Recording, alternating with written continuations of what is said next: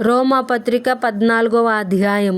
విశ్వాసము విషయమై బలహీనుడైన వానిని చేర్చుకొనుడి.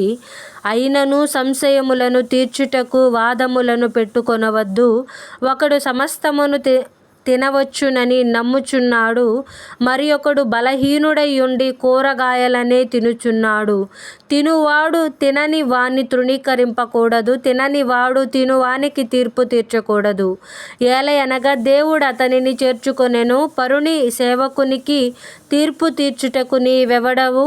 అతడు నిలిచియుండుట అయినను పడియుండుట అయినను అతని సొంత యజమానుని పనియే.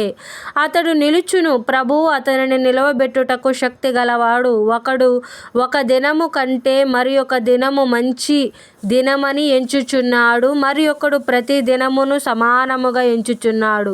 ప్రతి వాడు తన మట్టుకు తానే తన మనస్సులో రూఢీపరుచుకొనవలెను. దినమును లక్ష్యపెట్టువాడు ప్రభు కోసమే లక్ష్యపెట్టుచున్నాడు. తినువాడు దేవునికి కృతజ్ఞతాస్తుతులు చెల్లించుచున్నాడు గనుక ప్రభువు కోసమే తినుచున్నాడు. తినని వాడు ప్రభు కోసము తినుట మాని దేవునికి కృతజ్ఞతాస్తుతులు చెల్లించుచున్నాడు. మనలో ఎవడును తన కోసమే బ్రతుకడు, ఎవడును తన కోసమే చనిపోడు. మనము బ్రతికినను ప్రభు కోసమే బ్రతుకుచున్నాము, చనిపోయినను ప్రభు కోసమే చనిపోవుచున్నాము. కాబట్టి మనము బ్రతికినను చనిపోయినను ప్రభువు వారమై ఉన్నాము. తాను మృతులకును సజీవులకును ప్రభువై ఉండుటకు ఇందు నిమిత్తమే గదా క్రీస్తు చనిపోయి మరలా బ్రతికెను. అయితే నీవు నీ సహోదరునికి తీర్పు తీర్చనేలా, నీ సహోదరుని నిరాకరింపనేలా? మనమందరము దేవుని న్యాయపీఠం ఎదుట నిలుతుము. నా తోడు ప్రతి మోకాలును నా ఎదుట వంగును, ప్రతి నాలుకయు దేవుని స్తుతించును అని ప్రభు చెప్పుచున్నాడు అని వ్రాయబడి ఉన్నది. గనుక మనలో ప్రతి వాడును తన్ను గురించి దేవునికి లెక్క అప్పగింపవలెను.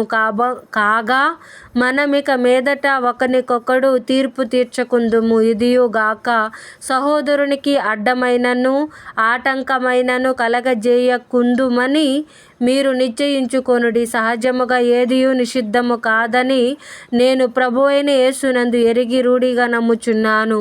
అయితే ఏదైనను నిషిద్ధమని ఎంచుకొను వానికి అది నిషిద్ధమే. నీ సహోదరుడు నీ భోజన మూలముగా దుఃఖించిన ఎడల నీవికను ప్రేమ కలిగి నడుచుకొన వాడవు కావు. ఎవని కొరకు క్రీస్తు చనిపోయెనో వానిని నీ భోజనము చేత పాడు చేయకము. నీకున్న మేలైనది దూషణ పాలు కానీయకుడి. దేవుని రాజ్యము భోజనమును పానమును కాదు గాని నీతియు సమాధానమును పరిశుద్ధాత్మ యందలి ఆనందమునై ఉన్నది. ఈ విషయమందు క్రీస్తునకు దాసుడైన వాడు దేవునికి ఇష్టుడును మనుష్యుల దృష్టికి యోగ్యుడునై ఉన్నాడు. కాబట్టి సమాధానమును పరస్పర క్షేమాభివృద్ధిని కలగజేయు వాటినే ఆసక్తితో అనుసరింతము. భోజనము నిమిత్తము దేవుని పనిని పాడు చేయకుడి. సమస్త పదార్థములు పవిత్రములే గాని అనుమానముతో తినువానికి అది దోషము. మాంసము తినుట గాని ద్రాక్షారసము త్రాగుట గాని నీ సహోదరుని కడ్డము కలగజేయునది మరేదియు గాని మానివేయుట మంచిది. నీకున్న విశ్వాసము దేవుని ఎదుట నీ మట్టుకు నీవే యుంచుకొనుము. తాను సమ్మతించిన విషయములో తనకు తానే తీర్పు తీర్చుకొనని వాడు ధన్యుడు. అనుమానించువాడు తినని ఎడల విశ్వాసము లేకుండా తినును గనుక దోషి యని తీర్పు నొందును. విశ్వాస మూలము కానిది ఏదో అది పాపము.